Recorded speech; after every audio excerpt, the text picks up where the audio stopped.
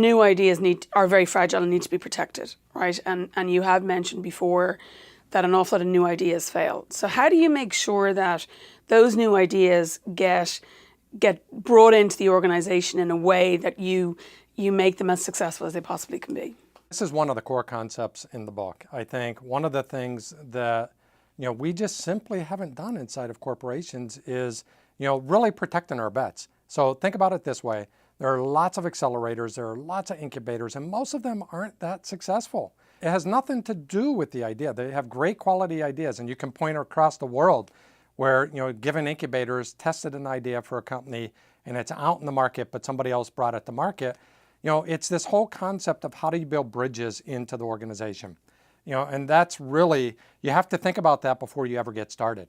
You have to think about what's the small bet I want to place on the edge? How do I protect it? And the best way to do that is not picking up these most entrepreneurial thinking people in the world. Those are the people that will bring things into the world, but you got to think about who's the socially most credible person in the center of the organization and how you place them out on the edge of the organization to protect that bet. So they're bridges. In the early days, they're protecting that bet. They're helping it to come to life. They're pulling in some resources when needed from the broader corporation.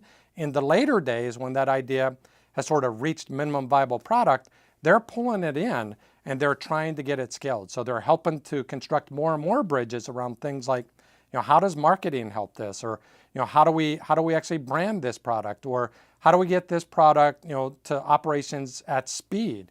And that's what that bridge person does. If you don't have those bridge people in the early days, you're doomed for failure. And I think it's maybe the most critical move of everything, because we're pretty good at some of these other things already. We just haven't thought enough about the bridge people and the brokers and how do we proactively position them to drive future success.